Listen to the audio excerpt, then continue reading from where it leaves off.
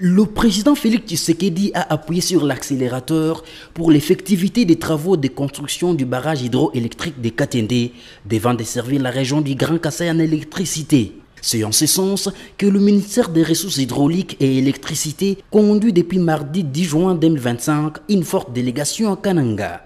Sur place, l'équipe a échangé avec le vice-gouverneur Job Kouinamakandende, faisant fonction du gouverneur à mission. Au sortir de cette séance de travail au building administratif, Patrick Mbelou, conseiller en charge d'électricité au ministère des Ressources hydrauliques et chef de file, a souligné que cette mission vise à cibler et à prêter des espaces devant abriter les lignes, les postes et les réseaux de distribution du courant. Cette fois-ci, la détermination pour parachever ce projet est totale suite aux instructions du chef de l'État, a-t-il rassuré. La société Angélique qui travaille déjà en temps masqué, ils sont sur place à la centrale. Il restait aujourd'hui l'accompagnement d'ingénieurs, les contractants qui devaient travailler sur la ligne, les postes et les réseaux de distribution. Raison pour laquelle nous sommes venus montrer les concessions, là où on va placer les postes et comment notre réseau sera représenté, ainsi que les profils des lignes aussi. Je crois que lors du passage du chef de l'État à Kananga, il a promis la population qu'il va exécuter ces projets-là.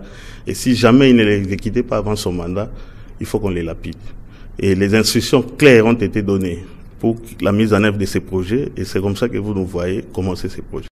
Cette mission, qui effectuera une visite sur le site de Katende, est composée notamment de la partie gouvernementale et des entrepreneurs devant construire les lignes, les postes et les réseaux de distribution pour Kananga, Bunkonde et Mujmaï, ainsi que des ingénieurs qui vont contrôler les travaux de cette méga centrale hydroélectrique, a-t-il fait savoir. Rendant hommage au chef de l'État pour cette volonté manifeste et la détermination à impulser l'économie régionale grâce à ce projet ambitieux, Job Kouinamakandende a invité ses hôtes et tous les partenaires impliqués au respect des hautes instructions pour la finalisation des travaux de ces barrages de 64 MW, dont la première ampoule devrait s'allumer en 24 mois.